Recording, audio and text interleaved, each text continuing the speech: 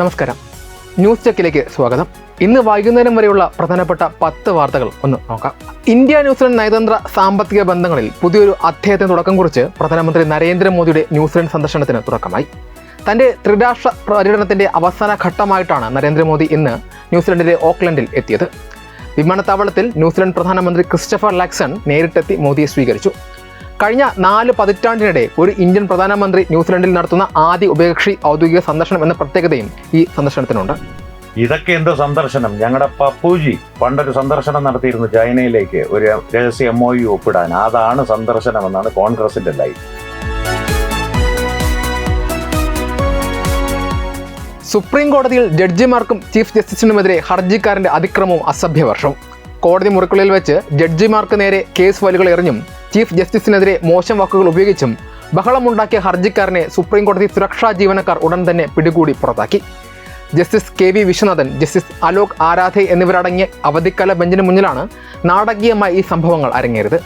അലഹബാദ് ഹൈക്കോടതി തന്റെ റിട്ട് ഹർജി തള്ളിയതിനെതിരെ സുപ്രീം കോടതിയെ സമീപിച്ച പ്രബൽ പ്രതാപ് എന്ന ഹർജിക്കാരനാണ് കോടതിയിൽ അക്രമ സ്വഭാവം കാണിച്ചത്. സുപ്രീം കോടതിയുടെ മൈൻഡ് വോയിസ് എന്ന് വെച്ച് ഈ സംഭവം എങ്ങാനും അടുത്ത പാഠ്യപദ്ധതിയിൽ ഉൾപ്പെടുത്തിയാൽ NCERT തന്നെ പിരിച്ചുവിട്ട് എല്ലാത്തിനെയും ഞങ്ങൾ തൂക്കാൻ വിധിക്കുമെന്നാണ്.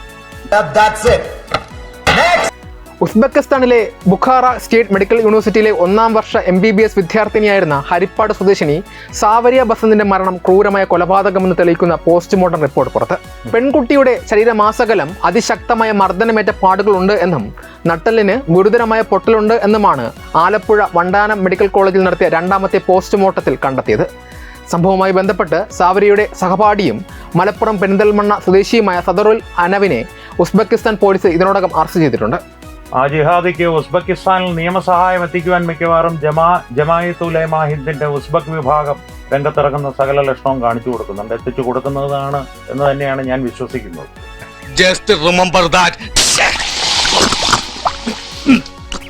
കഴിഞ്ഞ വർഷം സെപ്റ്റംബറിലുണ്ടായ കടുത്ത ജനത്തിരക്കിലും തിരക്കിലും പെട്ട് 41 പേർ മരണപ്പെട്ട ദുരന്ത സ്ഥലത്ത് ആദ്യമായി മടങ്ങിയെത്തി വൈകാരിക പ്രതികരണവുമായി തമിഴ്നാട് മുഖ്യമന്ത്രിയും TVK അധ്യക്ഷനുമായ ജോസഫ് വിജയ്. അന്ന് തെരഞ്ഞെടുപ്പ് പ്രചാരണ റാലിക്കിടെ ഉണ്ടായ ദുരന്തത്തിൽ പോലീസിനും അന്നത്തെ ഭരണകക്ഷിയായ DMK-ക്കുമെതിരെ രൂക്ഷമായ വിമർശനമാണ് വിജയ് ഉന്നയിച്ചത്. ക്രമസമാധാന ചുമതലയുണ്ടായിരുന്ന പോലീസിനെ താം പൂർണ്ണമായി വിശ്വസിച്ചുവെന്നും എന്നാൽ അവർ തന്നെ തെറ്റിദ്ധരിപ്പിക്കുകയും ഒടുവിൽ ദുരന്തത്തിന്റെ പഴി തന്റെ മേൽ കെട്ടിവെക്കുകയുമാണ് എന്നാണ് അദ്ദേഹം ആരോപിക്കുന്നത്. 69 സിനിമകളിൽ അഭിനയിച്ചിട്ടും ലഭിക്കാത്ത നാഷണൽ അവാർഡും ഓസ്കാർ അവാർഡും മിക്കവാറും കരൂരിലെ പ്രകടനത്തിന് വിജയ്ക്ക് ലഭിച്ചെന്ന് വരും, ഉറപ്പാണ്.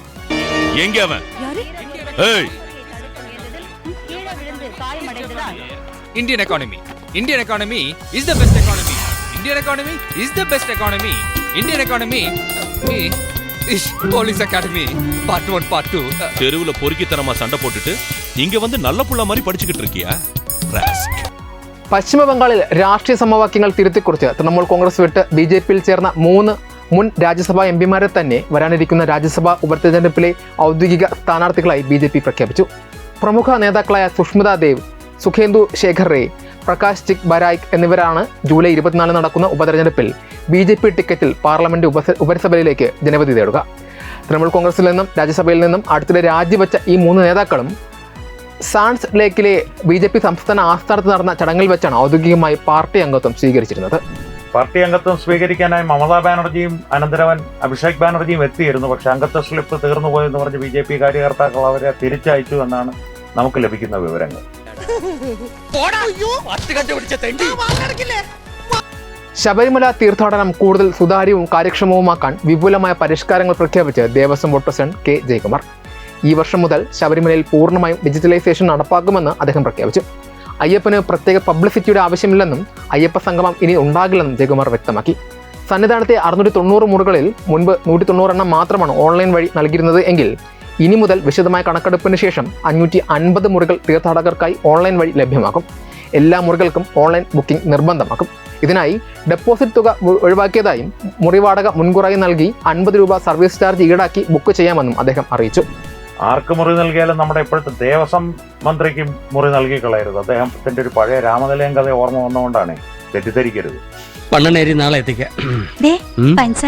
എന്തിനാ പഞ്ചസാര? എന്റെ പഞ്ചാര കട്ടിയൂടെ ഉള്ളപ്പോ എത്തിക്കാം. കുംഭമേള വൈറൽ പെൺകുട്ടിക്കും ഭർത്താവിന് നൽകിയിരുന്ന പോലീസ് സംരക്ഷണം ഹൈക്കോടതി നീക്കി. 2 പേരെയും കണ്ടെത്താൻ കഴിയുന്നില്ലെന്ന് സർക്കാർ കോടതിയെ അറിയിച്ചു. പെൺകുട്ടിയും ഭർത്താവും നൽകിയ മേൽവിലാസത്തിലോ നമ്പറിലോ ബന്ധപ്പെടാൻ കഴിയുന്നില്ല. പെൺകുട്ടിയുടെ പതിവ് രീതിയാണിതെന്നും സർക്കാർ കോടതിയെ അറിയിച്ചു. പെൺകുട്ടി സംരക്ഷണം ആവശ്യപ്പെട്ടാൽ മാത്രം നൽകിയാൽ മതിയെന്ന് പോലീസിനോട് കോടതി പറഞ്ഞു. കണ്ടുകിട്ടിയാൽ ഉടനെ തന്നെ AKG സെന്ററിൽ എത്തിച്ച് പുനർവിവാഹം നടത്തുവാനുള്ള എല്ലാ തയ്യാറെടുപ്പുകളും നമ്മുടെ അപ്പം ഗോവിന്ദൻജി നടത്തിയിട്ടുണ്ട്. സഖാവ് അപ്പം ഗോവിന്ദൻ നടത്തിയിട്ടുണ്ട്. ഉറപ്പാണ്. കണ്ടോളൂ നിങ്ങൾ. ഞങ്ങളിപ്പോൾ പിന്നിട്ട വഴിയിലുള്ള ലക്ഷക്കണക്കിന് ആളുകളെ ഞങ്ങൾ അഭിസംബോധന ചെയ്തിട്ടുണ്ട്. നിങ്ങൾക്കിപ്പം കുറച്ച് വിടല് കൂടിയണല്ലേ?